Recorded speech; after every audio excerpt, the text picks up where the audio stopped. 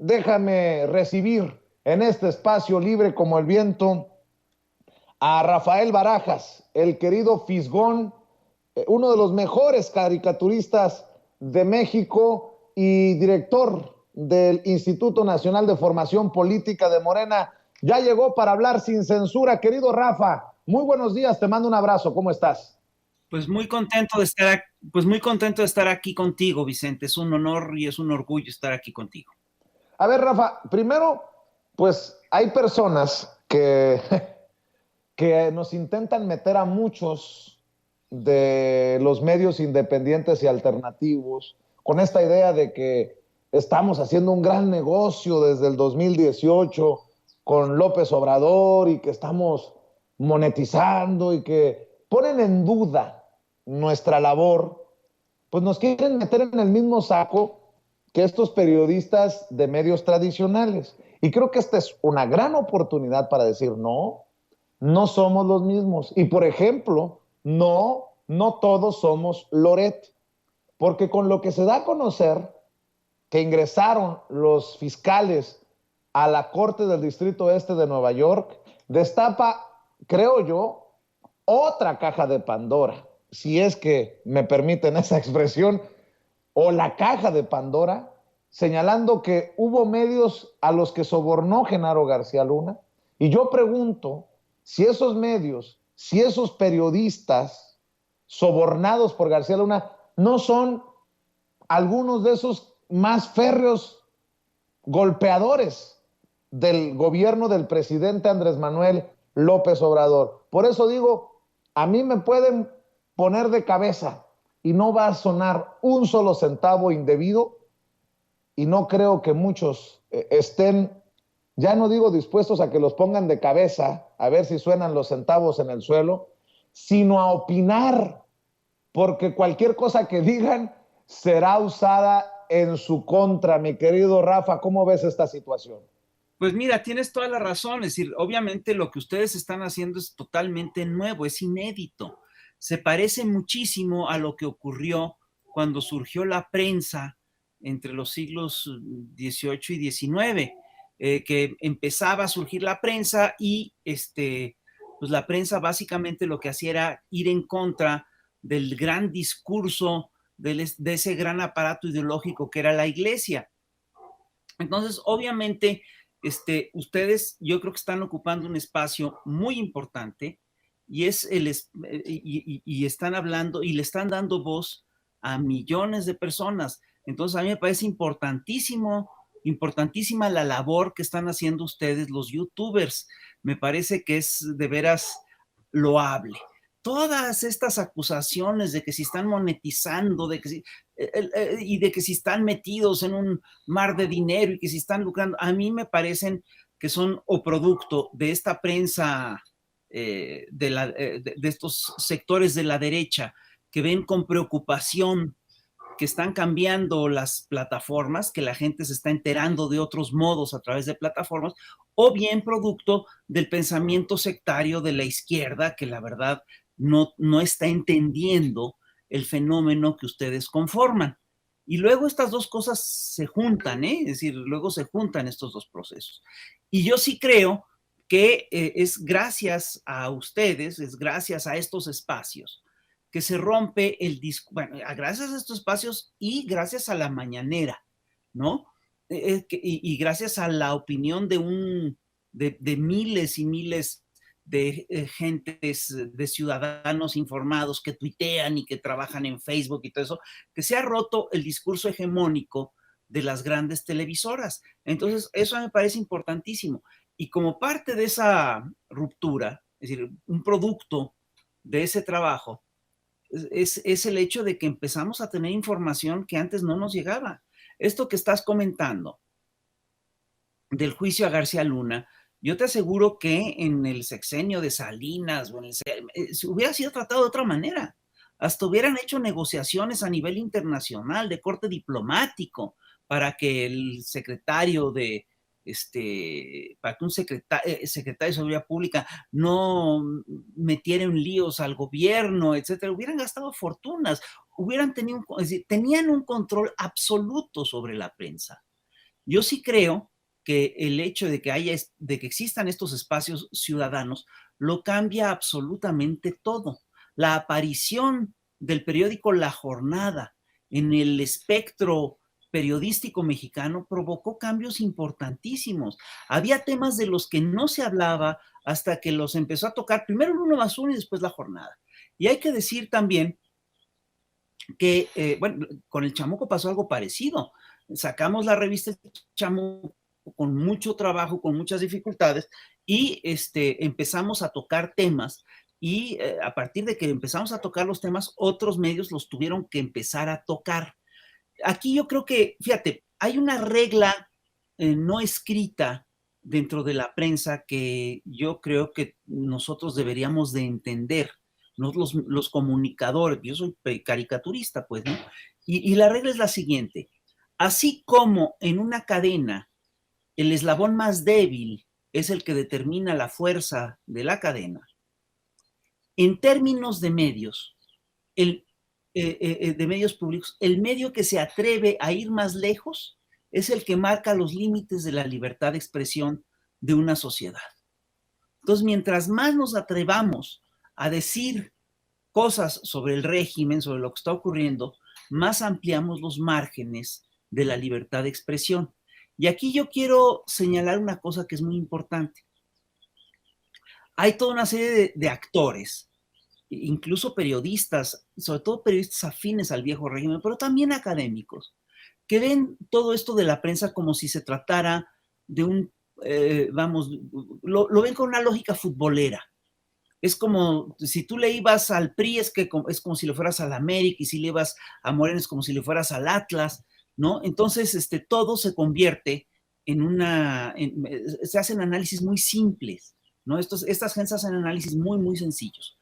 Hoy en día está muy de moda decir que toda la gente que apoya la Cuarta Transformación es oficialista y que es chayotera, etcétera.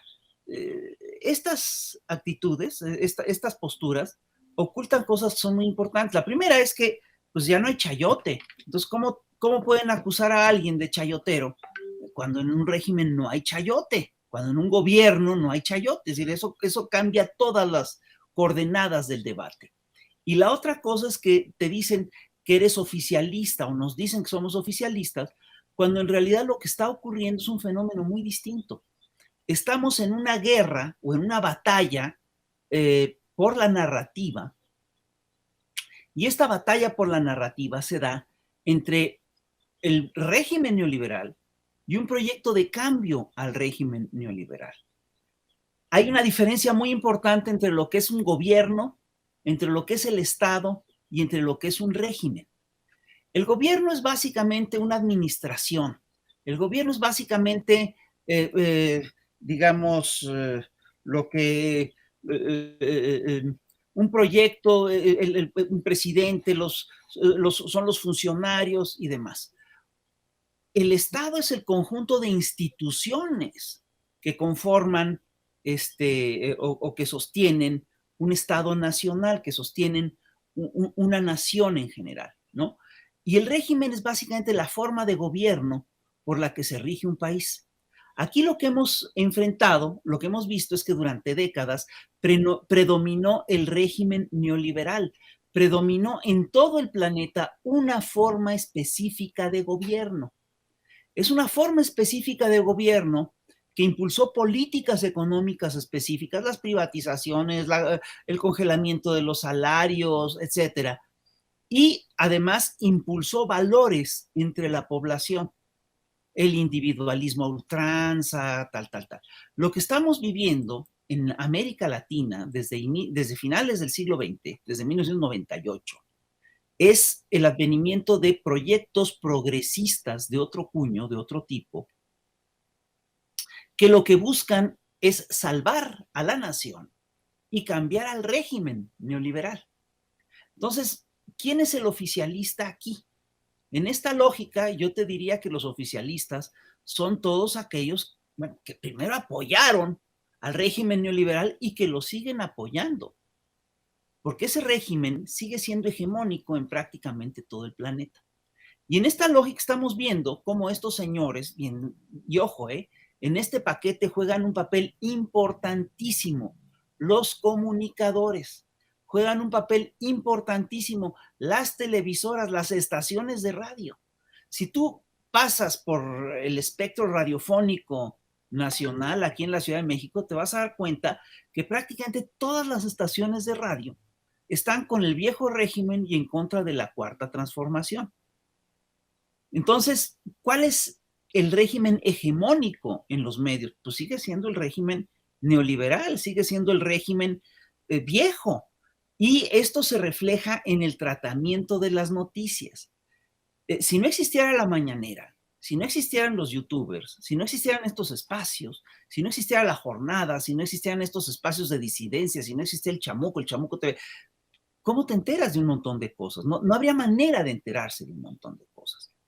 Hay estaciones de radio en las cuales no hay disidencia, es decir, todos opinan igualititito, ¿no? Esto ocurre en Radio Fórmula, ves programa tras programa y todos opinan exactamente lo mismo. Y es curioso porque estos opinadores es decir, construyen o tienen una narrativa construida que está construida alrededor de los estanques de pensamiento o de los think tanks. Y en cada país los estanques de pensamiento se constituyeron de manera distinta. En Estados Unidos, en Inglaterra, por ejemplo, estos estanques de pensamiento, estos think tanks, están conformados sobre todo por académicos. Participan periodistas y todo eso, pero el núcleo duro son los académicos. En México es curioso porque también participa la academia, pero el núcleo duro de los estanques de pensamiento son pues, lo que han sido revistas culturales, como por ejemplo Nexos o la revista Letras Libres. Son grupos de pensadores que se organizan y que dictan la agenda. Hoy en día en la mañana, López Obrador exhibió en la conferencia mañanera, exhibió un artículo muy interesante de Héctor Aguilar Camín, en el que Héctor Aguilar Camín básicamente le tira línea a la oposición, básicamente refuerza esta estrategia que han seguido los legisladores de declarar una huelga legislativa, decir que no van a legislar para tal. Y Camín lo ve clarito y lo expone con toda claridad. Esta huelga básicamente sirve para dos cosas, según este artículo. La primera es para evitar cambios más profundos en la Constitución. Es decir, el cambio, por ejemplo, de la reforma electoral, que el grueso de la población piensa que se tiene que hacer, y el cambio de la Guardia, los cambios de la Guardia Nacional. Y dice también, y sirve para mostrar cohesión dentro de la oposición. ¿Qué quiere decir esto? Quiere decir, entre otras cosas, que la oposición está muy fracturada y que necesita desesperadamente estas muestras de cohesión para mostrar cierta unidad, para no acabarse de deshacer. Entonces, Rafa, esta huelga legislativa que creo que ya de por sí es controversial y creo que amerita toda la contundencia para exhibirlos en la oposición. Déjame nada más poner sobre la mesa para darle cierre al tema de los medios. Con los fiscales de Estados Unidos, no con lo que diga Sin Censura, no con lo que diga Rafael Barajas, el fisgón, que por cierto en el chat están preguntando uno que otro troll, que ya admitas cuánto me pagas de chayote para tener cuarto grado los viernes y para salir en Sin Censura. Es que así anda de brava la raza, pero bueno, mi querido Rafa, yo pregunto, vamos a ver, por ejemplo, en Tercer Grado, el supuesto programa de análisis de Televisa, en La Hora de Opinar de Leo Zuckerman, que hizo una defensa encabronante de García Luna en algún momento, estos personajes como Leo Zuckerman, como Adela Micha, como Ciro Gómez Leiva, como el propio Joaquín López Dóriga, que se le han tirado de tapete a Felipe Calderón para que promueva sus libros. Ellos van a hacer una mesa de análisis, van a hacer un ejercicio informativo para definir qué tan relevante es esto que ponen sobre la mesa los fiscales de Estados Unidos rumbo al juicio de Genaro García Luna, de que hay un medio por lo menos que fue sobornado para proteger la imagen de Genaro García Luna y que hay periodistas sobornados, no solamente amenazados, sobornados. Y en este contexto que tú estás poniendo, es por eso que resulta tan, fundamental es la palabra, resulta fundamental para entender por qué algunos están informando o desinformando como lo están haciendo en tiempos de la Cuarta Transformación. ¿No lo crees así? Sí, mira, totalmente de acuerdo. Yo creo que en estos espacios no vas a ver grandes análisis sobre lo de Genaro García Luna. Si tocan el tema, muy probablemente será para lavarle la cara a Felipe Calderón o a Genaro García Luna, porque muchos de estos señores estuvieron metidos en estas dinámicas de García Luna.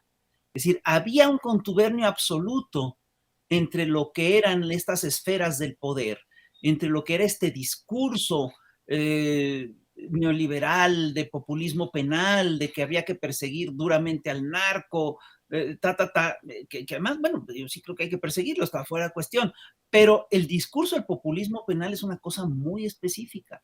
Es decir, el populismo penal básicamente lo que presupone es que mientras más gente metas a la cárcel, mejor estás, y así no funciona el combate a la delincuencia. La delincuencia es polifactorial, entonces hay que atacar las causas, como bien dice López Obrador, pero lo que es un hecho es que esta prensa estuvo totalmente ligada a este viejo régimen. Eran cómplices, eran parte del mismo proyecto. Seguramente muchos recibieron mucho dinero por parte de García Luna, de Felipe Calderón, de Enrique Peña Nieto. Por supuesto, lo de Enrique Peña Nieto está muy documentado. Y lo que es un hecho es que esa prensa sigue siendo hegemónica, incluso en los medios públicos. Por ejemplo, y es curioso porque parte del discurso de esta gente es que ellos exigen permanecer ahí en aras de pluralidad. Pero ¿qué pluralidad nos ofrecen? Tú revisas, por ejemplo, Tercer Grado, y salvo Lorenzo Meyer, todos opinan exactamente igual. Todos dicen exactamente lo mismo, siendo que el grueso de la población mexicana no opina así. No son un reflejo de lo que es la sociedad. ¿Por qué en esos medios, por qué en Tercer Grado, no abren espacios a gente que opina distinto? ¿Por qué todos tienen que pensar como que el neoliberalismo es la maravilla, que Felipe Calderón no hizo mal gobierno, que Enrique Peña Nieto? ¿Por qué todos piensan así en esos espacios?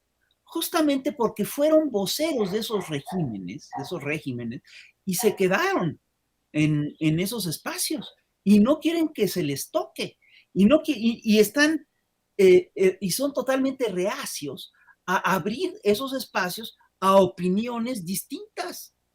Y aquí yo sí te quiero decir esto, es decir, yo sí estoy convencido de que muchos de esos periodistas, es decir, recibieron sobornos de García Luna, qué es lo que están diciendo ahorita, qué es lo que se está filtrando ahorita sobre estas conversaciones telefónicas de Genaro García Luna.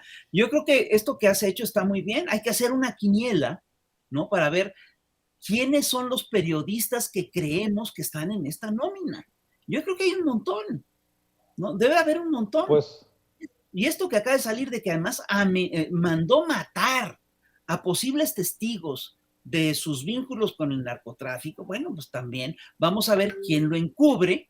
Es decir, las pistas para esta quiniela te las va a dar precisamente esto. ¿Quién encubre a quién va a encubrir a García Luna? ¿Quién está construyendo este relato, ¿sí? En el que García Luna se convierte en una víctima más que en un socio del narco? Ese es el dato. pues sí, tienes razón. Hay que estar al pendiente de lo que dicen o callan muchos de estos personajes como, como Leo Zuckerman, nada más por dar un ejemplo. En aquella entrevista, y le estoy pasando, nada más le voy a pedir a mis compañeros que sea solo audio para evitar problemas de derechos con Leo Zuckerman o la empresa para la que trabaja, porque en su momento cuando entrevistaba a Felipe Calderón por su libro, hace, ¿qué sería? Hace más de un año, más o menos, dijo que no le cuadraba la acusación contra Genaro García Luna. Ojalá que ahora sí le cuadre, porque los fiscales están presentando las transcripciones de una conversación telefónica en la que presuntamente se escucha ya a Genaro García Luna, si no ordenar, sí ser cómplice de este plan para asesinar a posibles testigos y las familias de estos testigos.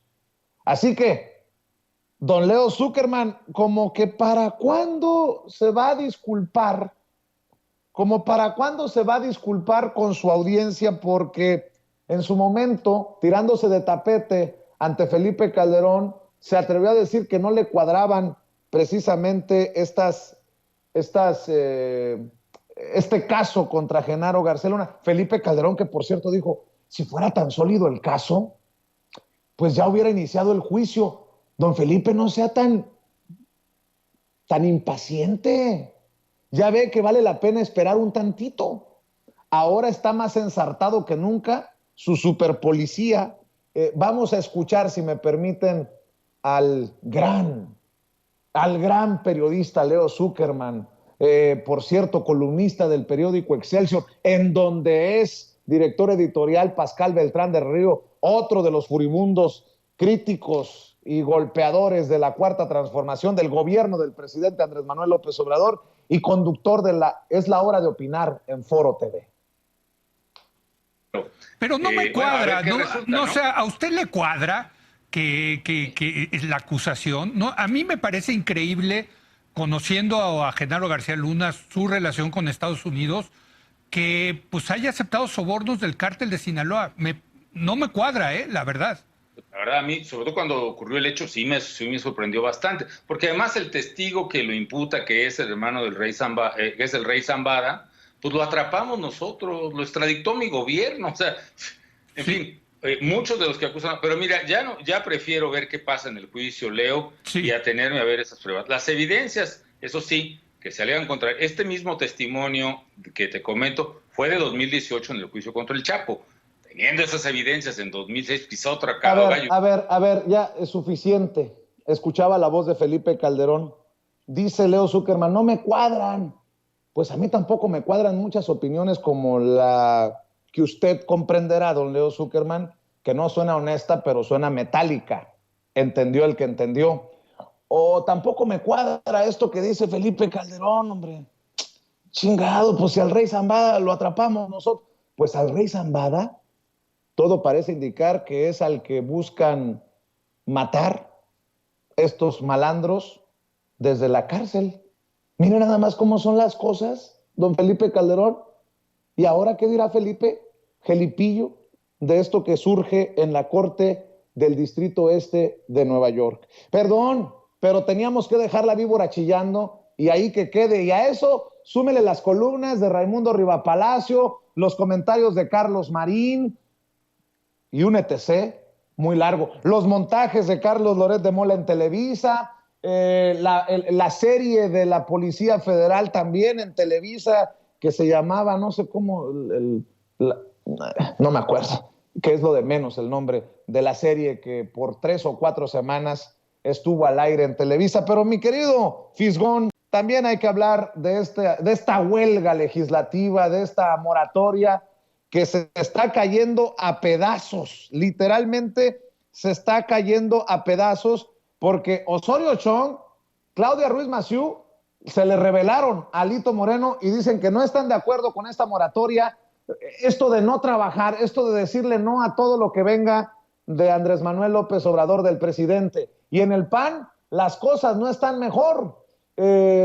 Veo a un Marco Cortés que anuncia una moratoria, pero después sale en un video muy pedorro en redes sociales diciendo, señor presidente, hay que sacar de la congeladora las iniciativas de acción nacional.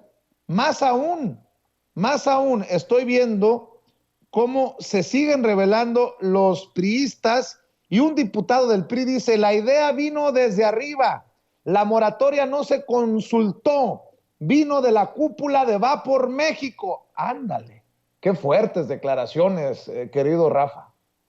Sí, no, pero además yo creo que es una estrategia suicida, porque a ver, hay que tener muy claro lo que ocurrió en las elecciones de la semana pasada.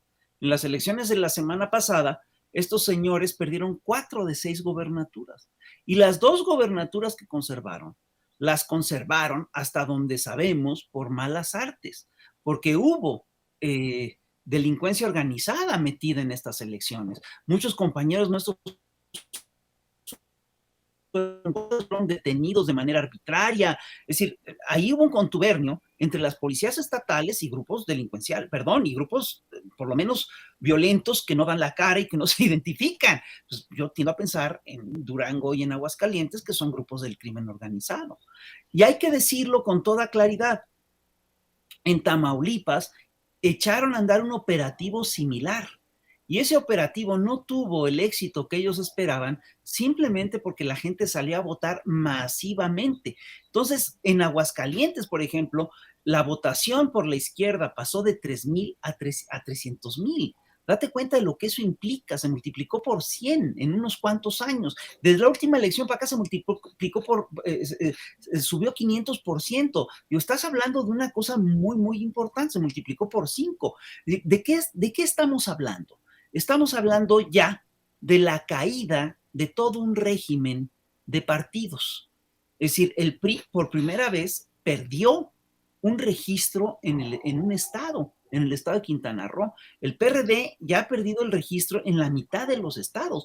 Son partidos en vías de demolición, son partidos en vías de extinción. Es posible que el PAN se conserve, porque el PAN es el núcleo duro de un sector conservador que abarcará el 10, 12%, 15% tal vez de la población, y que es un núcleo muy duro, muy ideologizado, que viene desde el siglo XIX, ni más ni menos. Pero los demás están en caída libre. Y en esta lógica, llamar a un paro legislativo, y sobre todo con temas que la gente sí quiere que se resuelvan, como el tema de la reforma electoral, como el tema de la Guardia Nacional, a mí me parece suicida. Me parece que lo que están empujando una idea que es muy clara, y es la idea de que pues no basta con, esta oposición no garantiza pluralidad. Esta oposición lo que garantiza es un manejo faccioso de la política y de las leyes alrededor de intereses específicos. Y esto en parte lo que dice Aguilar Camín en su artículo, aunque no lo reconozca así. Entonces, a mí me parece que así como estos señores le están declarando la moratoria legislativa al país, lo que están orillando a la ciudadanía es a no votar por ellos en las elecciones futuras. La ciudadanía está teniendo cada vez más claro que si quiere que salgan reformas que son estratégicas y que son muy sentidas, tiene que quitarles la posibilidad de que puedan parar las reformas. Es decir, esto apunta a que la gente va a votar en elecciones futuras por darle la mayoría calificada y absoluta y calificada a los que estén a favor de los cambios legislativos, a favor de la transformación. Yo estoy convencido de que en estas elecciones pasadas, el PRI, el PAN y el PRD recibieron un fuerte voto de castigo. Date cuenta de lo que implica que en el estado de Tamaulipas, un estado muy castigado por la violencia, que en el estado de Tamaulipas se haya tenido una votación histórica, es verdaderamente impresionante. Te habla de un nivel de conciencia y de hartazgo que no existía hace apenas unos años. Y hay que decirlo con toda claridad, lo que ocurrió en Tamaulipas fue muy fuerte, porque Tamaulipas era uno de los últimos bastiones del calderonismo. Y es un bastión defendido, entre otras cosas, por un señor que se llama Cabeza de Vaca, que es un señor que está acusado de vínculos con el crimen organizado, de lavado de dinero, está acusado de un montón de cosas, y que está además tomando toda una serie de iniciativas que son totalmente aberrantes, ¿no? Para que no lo toquen. Es decir, tomó el Congreso el otro día un grupo de diputados de Morena se atrevió a meterse para parar la maniobra que estaban haciendo estos señores. Es decir, es claramente un régimen, ese, el de Tamaulipas, un gobierno que está ligado a cosas feas. Por cierto, Rafa, ya impugnó las elecciones en Tamaulipas. Sí, claro, pero además ve lo que ocurrió, fue muy bonito porque piden un recuento de votos. Se hace el recuento de votos y Américo Villarreal sale con 20,000 votos más, que no es poca cosa, ¿eh? 20,000 votos más es muchísimo. Ya le dieron la constancia de mayoría a Américo Villarreal. Ya va a ser muy difícil que se la quite. Yo creo que Tamaulipas ya lo perdieron. Y estoy convencido, al igual que Morena, es probable que haya perdido Aguascalientes y Durango, donde sí podemos demostrar que hubo fraude electoral sistemático. Y yo quisiera ver si se hace un recuento de votos en Durango y en Aguascalientes, cuáles son los resultados, para dónde va a cambiar la báscula. Porque yo sí te quiero decir, 20,000 votos de más en la elección de Tamaulipas, eso sí huele a una operación hecha en la mesa o en las mesas. Y, por supuesto, yo estoy convencido de que el fraude en Tamaulipas no se pudo consolidar porque ahí estuvo la Guardia Nacional. Entonces, qué barbaridad. Estamos hablando realmente de un régimen que está en caída, que está en descomposición y, por supuesto, estas estrategias como la moratoria legislativa los desacreditan más, les quitan más el apoyo popular, hacen que la gente se haga más consciente de cómo están funcionando y deja ver que no entienden que las cosas están cambiando y ni siquiera se esmeran en entender por qué están cambiando, hacia dónde están cambiando, no están ni siquiera haciendo ese esfuerzo. Entonces, bueno, esto no es un buen augurio para ellos.